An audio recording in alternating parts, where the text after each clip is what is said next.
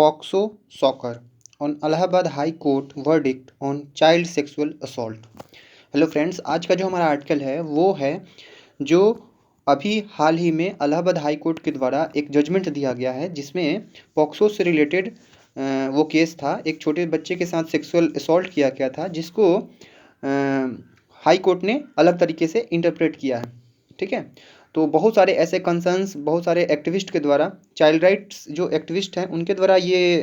एक तरह से प्रोटेस्ट किया जा रहा है कि इलाहाबाद हाई कोर्ट का ये जो जजमेंट है वो क्या है, वो सही स्पिरिट में नहीं है।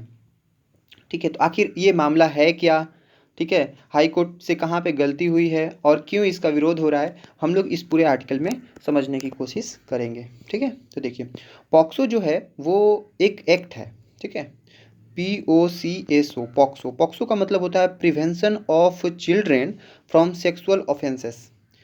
तो ये पॉक्सो का एक एक्ट है जिसमें चिल्ड्रेन से संबंधित अगर कोई भी सेक्सुअल एक्ट होता है, सेक्सुअल अगर कोई क्राइम होती है, तो उससे संबंधित जो धाराएं हैं वो, उससे संबंधित कोई भी आपके ऊपर सजा जो होती है वो पॉक्सो से संबंधित होती है। तो पॉक्सो में क्या है कि बहुत सारे हार्श पनिशमेंट का इसमें प्रोविज़न है। ठीक है, अगर नॉर्मल IPC का अगर हम लेंगे तो उससे ज़्यादा कठिन और कड़ा इसमें दंड का प्रावधान किया गया है पॉक्सो में, जो स्पेशल चिल्ड्रेन से संबंधित है, चिल्ड्रेन के सेक्सुअल असॉल्ट से संबंधित है। तो पॉक्सो का सॉकर, सॉकर का मतलब एक तरह से झटका, मतलब हाई कोर्ट के द्वारा जो जजमेंट हुआ है उससे उसको झटका लगा है। तो वही है कि ये किससे संबंधित है, तो Allahabad high court verdict. Verdict का मतलब होता है फैसला। ठीक है, तो जो इलाहाबाद हाई कोर्ट का जो वर्डिक्ट है किसके ऊपर है, तो on child sexual assault. Child sexual का मतलब होता है जो सेक्सुअल का मतलब, सेक्सुअल तो आप जानते ही हैं। ठीक है, और असॉल्ट का मतलब होता है हमला। ठीक है, तो जो सेक्सुअल असॉल्ट हुआ है चिल्ड्रन का, उससे संबंधित जो वर्डिक्ट है उससे संबंधित है। ठीक है, आगे देखते हैं। आगे, high court ruling ignores specific provision defining aggravated form of sexual offences. ठीक है, तो जो हाई कोर्ट की जो रूलिंग है, रूलिंग का मतलब वही होता है वर्डिक्ट, डिसीजन। तो हाई कोर्ट की जो डिसीजन है वो इग्नोर करती है। इग्नोर का मतलब उसकी उपेक्षा करती है। स्पेसिफिक प्रोविजन, स्पेसिफिक मतलब खास, प्रोविजंस का मतलब होते हैं प्रावधान। तो स्पेसिफिक प्रोविजंस को वो इग्नोर कर देती है, और वो प्रोविजंस जो डिफाइन करते हैं, defining aggravated form of sexual offence. ठीक है, तो सेक्सुअल जो ऑफेंस, ऑफेंस का मतलब होता है कोई भी आपकी अपराध, तो कोई भी सेक्सुअल जो ऑफेंस है उसका जो एग्रेवेटेड फॉर्म है, एग्रेवेटेड का मतलब होता है बहुत ही गंभीर फॉर्म। ठीक है, तो जो गंभीर फॉर्म वाले जो ऑफेंस है, सेक्सुअल ऑफेंस है, उसको डिफाइन करने वाले जो sexual provision, sorry, specific provisions हैं, उसको हाई कोर्ट की ये जो डिसीजन है वो इग्नोर कर देती है, मतलब उसको ख्याल में नहीं रखती है। और बिना उसको ख्याल में रखे हुए हाई कोर्ट ने क्या किया है, ये जजमेंट पास किया है। ठीक है, the recent Allahabad High Court verdict that a penetrative sexual assault on a 10-year-old boy by an offender did not amount to an aggravated form of the crime appears to be per incurium, that is, a ruling handed down without due regard to the law and facts. देखिए, ये जो recent मतलब हाल का, जो ये हाल का जो Allahabad high court का जो वर्डिक्ट है, निर्णय है, फैसला है, दैट ये बात की अ पेनिट्रेटिव सेक्सुअल असॉल्ट। पेनिट्रेटिव का मतलब होता है जब आप पेनिट्रेट करते हैं। ठीक है, ठीक है, तो जो पेनिट्रेटिव जो सेक्सुअल असॉल्ट है किसके ऊपर, 10-year-old बॉय के ऊपर, 10 साल के एक छोटे बच्चे के ऊपर, और किसके द्वारा, बाय एन ऑफेंडर, किसी भी अपराधी के द्वारा। ऑफेंडर का मतलब जो ऑफेंस करता है। तो डिड नॉट अमाउंट टू, तो ये जो ऑफेंडर है, तो ये जो पेनिट्रेटिव सेक्सुअल असॉल्ट है वो डिड नॉट अमाउंट टू, वो इक्वल नहीं है, अमाउंट टू का मतलब इक्वल है, किसके बराबर नहीं है, an aggravated form of crime, मतलब वो जो क्राइम है, सेक्सुअल क्राइम है, वो गंभीर फॉर्म नहीं है उसका। अगर कोई 10 साल के बच्चे के ऊपर कोई पेनिट्रेटिव सेक्सुअल असॉल्ट करता है, तो हाई कोर्ट का यह जजमेंट है कि वो एग्रेवेटेड फॉर्म नहीं है, वो उसके बराबर नहीं है, मतलब गंभीर फॉर्म नहीं है। तो ये जो हाई कोर्ट का जो वर्डिक्ट है, अपियर्स टू बी पर इनक्यूरियम, मतलब ये ऐसा लगता है कि ये पर इनक्यूरियम है। अब ये पर इनक्यूरियम क्या होता है, इसको यहाँ पे आगे डिफाइन किया है, that is a ruling. Ruling का मतलब वही है क्या, डिसीजन। एक ऐसा डिसीजन हैंडेड डाउन, जिसको क्या किया गया, दिया गया, डिसीजन को दिया गया। हैंड डाउन का मतलब कोई फैसला देना, without due regard to law and facts, बिना ड्यू रिगार्ड का मतलब बिना ज़्यादा ध्यान देते हुए, बिना उसको ज़्यादा तरजीह देते हुए, बिना तवज्जो देते हुए, किसको ज़्यादा तवज्जो नहीं दिया इन्होंने, लॉ और जो फैक्ट है उसको बिना रिगार्ड दिए, बिना उसको सम्मान दिए। ऐसा लगता है कि हाई कोर्ट का ये जजमेंट इसी तरह से पास कर दिया गया है, बिना लॉ और बिना फैक्ट्स को कंसीडर करते हुए, ठीक है, उसको ज़्यादा तरजीह नहीं दी गई है फैक्ट्स और लॉ को। The offence that was proven in the trial and endorsed without demur by the high court involve the child being made to perform oral sexual act. अब देखिए ये जो ऑफेंस है, ऑफेंस मतलब क्राइम, अपराध, that जिसको prove कर दिया गया था, प्रूव मतलब जिसको सच साबित कर दिया गया था, कहाँ पे, इन द ट्रायल, जब शुरुआत में जब सुनवाई होती है ना ट्रायल कोर्ट में, तो वहाँ पे ये अपराध साबित हो गई थी। एंड इंडोर्स्ड, और इसको बाद में सपोर्ट भी किया गया, मतलब इसको फिर से सपोर्ट भी मिला, इंडोर्स मतलब supported, without Dahmer, without Dahmer का मतलब क्या होता है, without any objection, without any hesitation, बिना किसी आपत्ति के इसको सपोर्ट भी किया गया हाई कोर्ट के द्वारा। मतलब पहले ये ऑफेंस ट्रायल कोर्ट ने साबित कर दिया और फिर हाई कोर्ट ने भी इसको सपोर्ट किया कि हाँ, और बिना किसी झिझक के, बिना किसी हिचक के, बिना किसी आपत्ति के। तो ये जो ऑफेंस था, involve the child being made to perform an oral sexual act, और इसमें हुआ क्या था कि इस ये जो ऑफेंस था उसमें ये जो बच्चा था उसको बीइंग मेड, उसको करवाया गया क्या, ओरल सेक्सुअल एक्ट करवाने के लिए मजबूर किया गया। मतलब ओरल सेक्सुअल एक्ट मतलब मुंह से, ठीक है, मुंह से प्राइवेट पार्ट को लेने के लिए उस बच्चे को मजबूर किया गया, ठीक है। तो यही है इसमें, ठीक है। देखिए, the court agrees that it was a penetrative sexual assault as defined by the POCSO act. तो ये जो कोर्ट है, हाई कोर्ट है, वो ये मानता है, उन्होंने माना कि ये it was a penetrative sexual assault, ये पेनिट्रेटिव सेक्सुअल असॉल्ट है, ठीक है। क्यों? क्योंकि वहाँ पे ओरली क्या किया गया था, जो ऑफेंडर है उसने अपने प्राइवेट पार्ट को उस बच्चे के मुंह में डालने की कोशिश की थी, तो एक तरह से ये पेनिट्रेटिव है, ठीक है, सेक्सुअल असॉल्ट है, तो ये कोर्ट ने माना, जैसा कि पॉक्सो एक्ट में डिफाइन भी किया गया है, इसकी परिभाषा भी दी गई है। As the accused had put his member into the victim's house, क्योंकि हुआ क्या था कि जो एक्यूज्ड है, जो आरोपी है, ठीक है, उसने क्या किया था, उसने रखा था अपने मेंबर को, मेंबर का मतलब होता है, मेंबर मतलब तो सदस्य होता है, लेकिन मेंबर हम पीनस को भी बोलते हैं, जो मेल का जो पीनस होता है, लिंग होती है, तो उसको भी हम लोग क्या बोलते हैं, मेंबर। तो एक्यूज ने क्या किया था, अपने पेनस को विक्टिम, जो आरोपी है, सॉरी पीड़ित है, ठीक है, तो ये जो पीड़ित है, जो 10 साल का जो बच्चा था, उसके मुंह में उसने डालने की कोशिश की थी। और अगर आप इस तरह से कोई डालता है तो पॉक्सो एक्ट बोलता है कि ये पेनिट्रेटिव सेक्सुअल असॉल्ट की कैटेगरी में जाएगा। तो हाई कोर्ट ने भी इसे माना कि हाँ, ये क्या है, पेनिट्रेटिव सेक्सुअल असॉल्ट ही है। However, it did not amount to aggravated penetrative sexual assault, a crime punishable with a minimum prison term of 10 years that can go up to life, Justice Anil Kumar Oza has said। अब लेकिन हुआ क्या, तो लेकिन उन्होंने ये तो माना कि ये पेनिट्रेटिव सेक्सुअल असॉल्ट है, लेकिन उन्होंने ये कहा कि डिड नॉट अमाउंट टू, ये इक्वल नहीं है एग्रावेटेड पेनिट्रेटिव सेक्सुअल असॉल्ट, मतलब ये गंभीर किस्म का पेनिट्रेटिव सेक्सुअल असॉल्ट की कैटेगरी में नहीं जाएगा। और ये जो गंभीर किस्म का, अगर ये पेनिट्रेटिव सेक्सुअल असॉल्ट अगर इसको मान लिया जाता, तो ये एक ऐसा क्राइम है, जो एक क्राइम, एक ऐसा अपराध है जो पनिशेबल है, मतलब जो उससे सज़ा दिया जाएगा with A minimum prison of 10 years. अगर हाई कोर्ट ये मान लेती कि जो अपराधी है उसके द्वारा जो काम किया गया है, घृणित काम, वो एग्रेवेटेड पेनिट्रेटिव सेक्सुअल असॉल्ट है, तो फिर उस व्यक्ति को मिनिमम 10 साल की सज़ा का प्रावधान होता, मतलब उसको मिनिमम तो 10 साल की सज़ा होती, और ये लाइफ टर्म तक भी तक जा सकती है, मतलब उसको उम्र कैद की भी सज़ा उस व्यक्ति को मिल सकती है, अगर वो कोई भी व्यक्ति एग्रेवेटेड पेनिट्रेटिव सेक्सुअल असॉल्ट की कैटेगरी में चला जाता है। एग्रेवेटेड मतलब गंभीर रूप से, ठीक है, गंभीर। जस्टिस अनिल कुमार ओझा सेड, तो जस्टिस अनिल कुमार जो ओझा हैं हाई कोर्ट के, उन्होंने यही कहा कि हम इसे पेनिट्रेटिव सेक्सुअल असॉल्ट मानेंगे, लेकिन हम इसे एग्रेवेटेड पेनिट्रेटिव सेक्सुअल असॉल्ट नहीं मानेंगे। और इसको कहते हुए उन्होंने क्या किया, पहले क्या हुआ था कि ट्रायल कोर्ट ने एग्रेवेटेड पेनिट्रेटिव सेक्सुअल असॉल्ट माना था इस एक्ट को, और ट्रायल कोर्ट ने उस व्यक्ति को 10 साल की सज़ा दी थी। तो उस व्यक्ति ने क्या किया, फिर ट्रायल कोर्ट के जजमेंट के अगेंस्ट में अपील दायर कर दिया, कहाँ पे, इलाहाबाद हाई कोर्ट में। तो इलाहाबाद हाई कोर्ट ने अब क्या किया है कि उस व्यक्ति के जो 10 साल की जो सज़ा थी उसको घटा करके कितना कर दिया है, 7 साल की सज़ा कर दी है। तो अब इसी को लेकर के बहस छिड़ गई है कि हाई कोर्ट को ऐसा नहीं करना चाहिए था, ठीक है,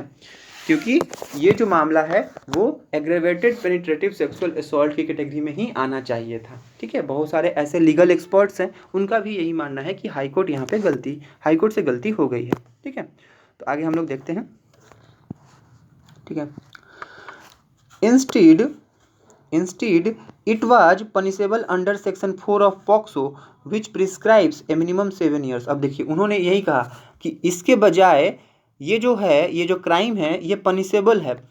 सजा के योग्य है सेक्शन 4 ऑफ पॉक्सो एक्ट। मतलब सेक्शन 4 जो है पॉक्सो एक्ट का, उस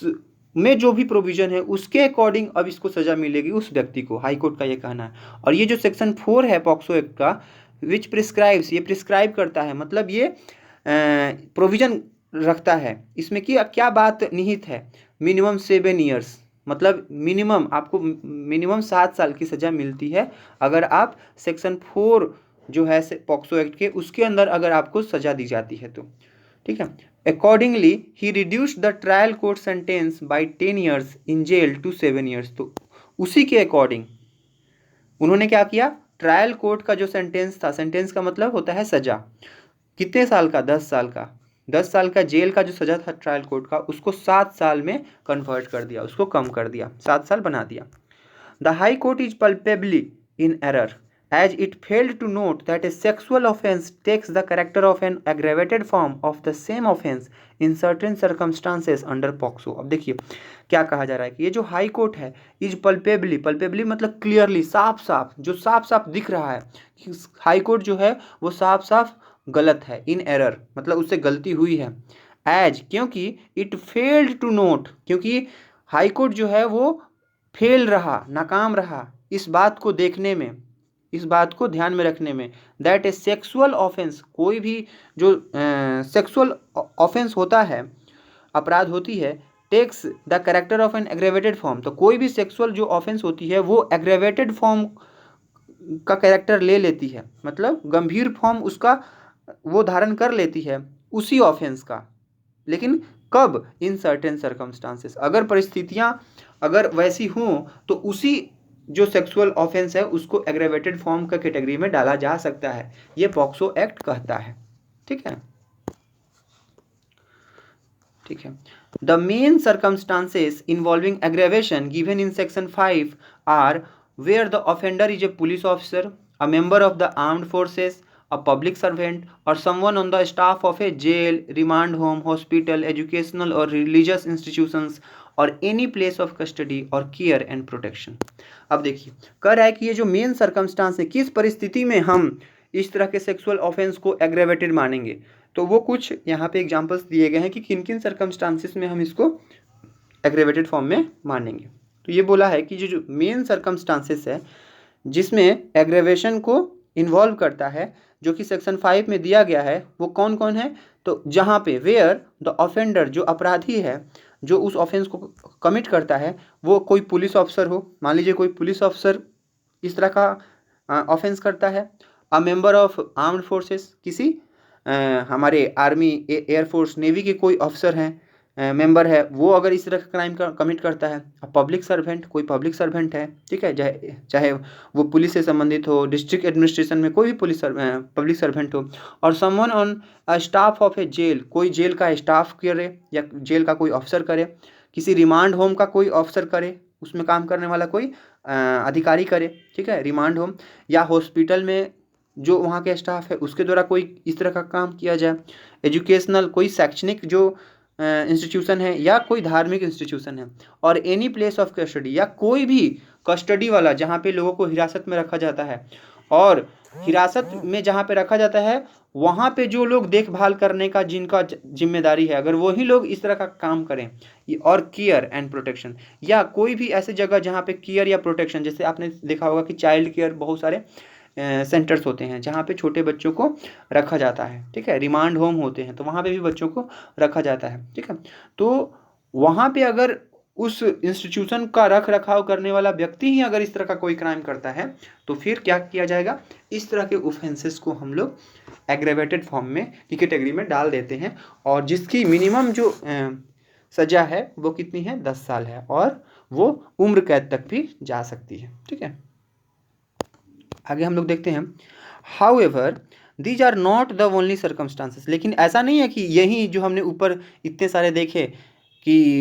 ये सब एग्जांपल्स हैं, यही सब परिस्थितियां होंगी तभी हम किसी सेक्सुअल ऑफेंस को एग्रेवेटेड फॉर्म मानेंगे, नहीं, इसके अलावा भी बहुत सारे और भी सर्कमस्टांसेस हैं।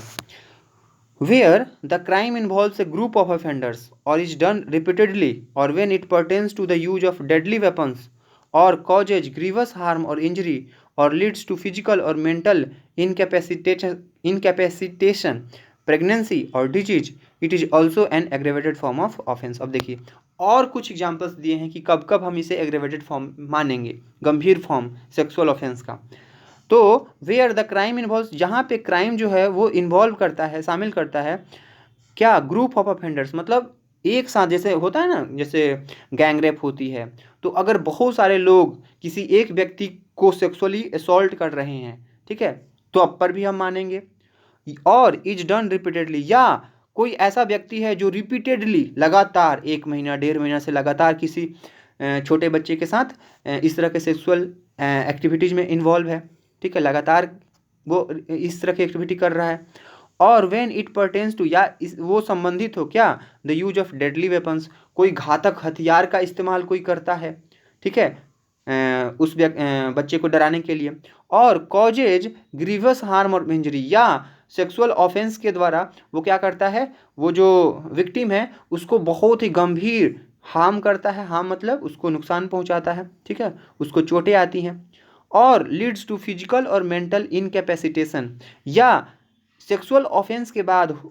जो विक्टिम है वो फिजिकल इनकैपेसिटेशन का शिकार हो जाता है, मतलब शारीरिक रूप से वो विकलांग हो जाता है, ठीक है, या मेंटल इनकैपेसिटेशन होता है, मतलब मानसिक रूप से उसको नुकसान पहुंचता है, मानसिक रूप से वो छत विछत हो जाता है, मानसिक रूप से हम बोल सकते हैं कि वो विकलांग हो जाता है, ठीक है, मतलब काम करना उसका मस्तिष्क अच्छा से काम नहीं करता है। या इट लीड्स टू प्रेगनेंसी, या सेक्सुअल ऑफेंस के बाद गर्भ धारण कर लेता है, कोई भी गर्भ धारण कर लेती है कोई छोटी बच्ची, तो वो भी आपको एग्रेवेटेड फॉर्म में आ जाएगा। और डिजीज, या कोई बीमारी हो जाती है उस विक्टिम को, तब पर भी हो जाएगा, ठीक है। It is then also, it is also an aggravated form of offence. तो वही बोला है कि ये सब का सब जो है, ये सब सर्कमस्टांसेस हैं जब हम इसे एग्रेवेटेड फॉर्म मानेंगे, गंभीर फॉर्म मानेंगे, और उसके लिए सजा का प्रावधान ज़्यादा है, उसके लिए आपको ज़्यादा सालों का तक की जेल हो सकती है, ठीक है। Significantly section 5M adds whoever commits penetrative sexual assault on a child below 12 years to this list। अब देखिए एक और चीज़ है इस लिस्ट में, वो सारे हमने इतने सारे सर्कमस्टांसेस देखे ना,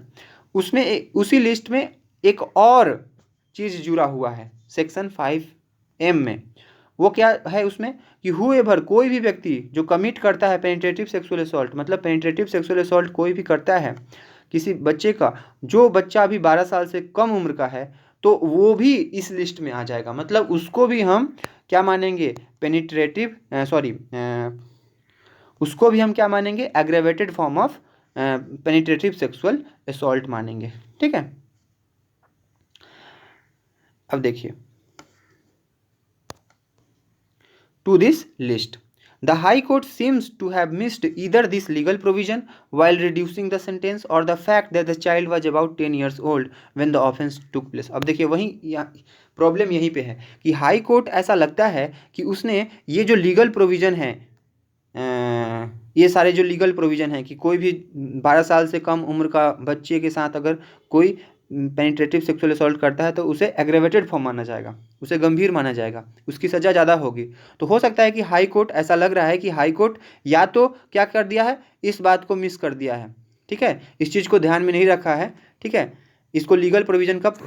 को मिस कर दिया है जब वो सेंटेंस को रिड्यूस किया, 10 साल से 7 साल कर दिया। या ये भी हो सकता है, और the fact that the child was about 10 years old when the offence took place, जब उस बच्चे के साथ ये अपराध हुई थी, ये अपराध जो है, ये जो घटना है वो 2015 या 16 का है, लेकिन जब उस समय घटना घटी थी तो उस समय बच्चे की उम्र 10 साल थी, ठीक है, लगभग 10 साल का था। तो चूंकि वो बच्चे के साथ जब वो क्राइम हुआ तो वो क्या था, 10 साल का था, तो वो 12 साल से तो कम है ना, तो उसके ऊपर कोई भी आप असॉल्ट करोगे तो वो एग्रेवेटेड फॉर्म में आ जाएगा। तो हो सकता है कि जो हाई कोर्ट है उसने इस बात को ध्यान में नहीं रखा हो, और बिना ध्यान में रखे ही उसने क्या कर दिया है, जजमेंट पास कर दिया है, ठीक है।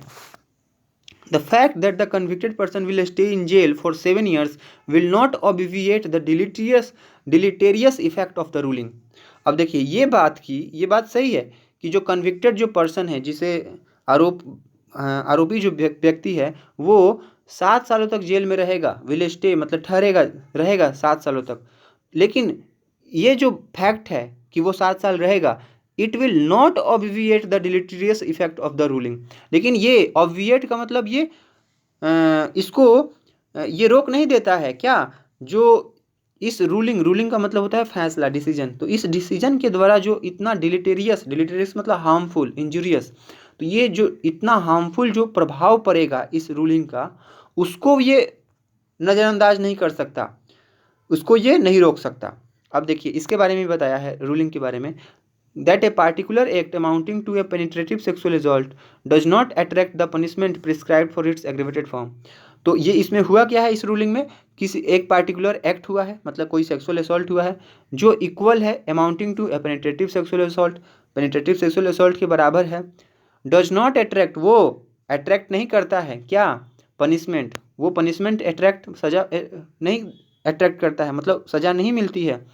वो सजा जो एग्रेवेटेड फॉर्म के लिए प्रिस्क्राइब्ड है, ठीक है, क्योंकि हाई कोर्ट में यही हुआ है ना कि पेनिट्रेटिव सेक्सुअल असॉल्ट जो कि एग्रेवेटेड फॉर्म का होना चाहिए था, लेकिन उसको एग्रेवेटेड फॉर्म का पनिशमेंट नहीं मिला है, ठीक है। तो अब यहाँ पे देखिए कि इसका डिलीटेरियस इफेक्ट होगा इस रूलिंग का, ठीक है, of the ruling will have on lower courts. तो ये जो डिलीटेरियस इफेक्ट जो होगा ना इस रूलिंग का, वो कहाँ पे होगा, लोअर कोर्ट्स पे होगा, मतलब हाई कोर्ट के नीचे जो डिस्ट्रिक्ट कोर्ट हैं, सेशन कोर्ट हैं, ट्राइंग सिमिलर केसेस, इसी तरह के जो केसेस उनके सामने आते हैं हाई कोर्ट के इस डिसीजन के बाद, हो सकता है कि नीचे जितने भी कोर्ट्स हैं वो भी अब इसी तरह के फैसले दें, ठीक है। तो इससे क्या होगा कि हमारा पूरा का पूरा जो जस्टिस सिस्टम है चिल्ड्रन के लिए, जो हमारा पॉक्सो एक्ट है, जो हमारा मकसद था इस पॉक्सो एक्ट से कि एक डिटरेंस क्रिएट करेंगे, लोगों में एक डर का भाव होगा, ठीक है, जस्टिस देंगे, वो हो सकता है कि इससे उसको नुकसान पहुँचे, ठीक है। It is a matter of coincidence that this ruling came from the Allahabad high court on the same day as the Supreme Court's judgment underscoring the importance of not diluting the gravity of an offense against a child by ignoring the plain meaning of POCSO's provisions। अब देखिए वही कह रहा है कि ये एक matter of coincidence है, मतलब ये कोइंसिडेंस का मतलब होता है आपका इत्तेफाक, ठीक है, संयोग की बात कहिए, एक संयोग की बात है कि ये जो रूलिंग है, डिसीजन है, came from Allahabad high court, ये इलाहाबाद हाई कोर्ट से आया, ऑन द सेम डे, उसी दिन आया, as the supreme court judgement, जिस दिन सुप्रीम कोर्ट का एक जजमेंट आया, ठीक है, जिसमें सुप्रीम कोर्ट ने क्या बोला, अंडरस्कोर किया, अंडरस्कोर मतलब हाईलाइट किया, किसी के इंपॉर्टेंस को बताया, क्या अंडरस्कोर किया, the importance of not diluting the gravity of an offence against a child, कि इस बात को उसने अंडरस्कोर किया कि आपको कोई बच्चा है उसके अगेंस्ट में कोई ऑफेंस होता है, ठीक है, तो उसकी जो ग्रेविटी है, वो उस ऑफेंस की जो ग्रेविटी है उसको डाइल्यूट नहीं करने के को लेकर के उसने अंडरस्कोर किया। डाइल्यूट मतलब कमज़ोर करना, ठीक है, अगर वो ग्रेव नेचर का अगर वो एक्ट है, ऑफेंस है, तो उसे ग्रेव नेचर का ही माना जाना चाहिए, और जो ऑफेंडर है उसके खिलाफ सख्त से सख्त कार्रवाई करनी चाहिए। तो ये सुप्रीम कोर्ट ने उसी दिन फैसला दिया था, ठीक है, जिसमें उसने अंडरस्कोर किया इस बात के महत्व को कि आपको जो किसी बच्चे के अगेंस्ट में जो ऑफेंस किया जा रहा है उसकी ग्रेविटी को डाइल्यूट नहीं करना है, ये इसकी इंपॉर्टेंस को उसने क्या किया, हाईलाइट किया था, ठीक है। Offence against a child by ignoring the plain meaning of POCSO's provisions, plain मतलब सीधा सपाट जो पॉक्सो की जो प्रोविजंस है उसको इग्नोर करके, ठीक है, आप क्या करो, कभी भी बच्चों के ऊपर जो किए जाने वाले जो ऑफेंस है उसकी ग्रेविटी को कमज़ोर नहीं करना है, ठीक है। ये जो वर्डिक्ट है, द वर्डिक्ट मतलब जो डिसीजन है in Sonu Kushwaha versus state of UP, तो सोनू कुशवाहा और स्टेट ऑफ यूपी के दोनों दो पक्ष थे। कोई भी केस होता है तो उसमें दो पक्ष होता है, तो एक तरफ सोनू कुशवाहा था और दूसरी तरफ स्टेट ऑफ यूपी थी। तो ये जो वर्डिक्ट है जो इस केस में आया है, इज ए फिट केस, ये बहुत ही उपयुक्त अप्रोप्रिएट केस है फॉर रिव्यू, पुनर्विचार के लिए। मतलब इसको या तो हाई कोर्ट में रिव्यू के लिए भेजना चाहिए वहाँ की स्टेट गवर्नमेंट को, या इस मामले को सुप्रीम कोर्ट में चैलेंज करना चाहिए।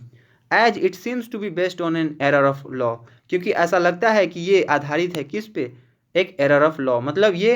हो सकता है ये कानून की एक एरर है, मतलब गलती है। ऐसा लग रहा है कि कानून का सही तरीके से इंटरप्रिटेशन नहीं किया गया है, पॉक्सो एक्ट के प्रोविजंस को भी सही तरीके से इंटरप्रेट नहीं किया गया है। अगर पॉक्सो एक्ट को सही तरीके से इंटरप्रेट किया गया होता तो इस तरह का जजमेंट हम एक्सपेक्ट नहीं करते। Okay, thank you.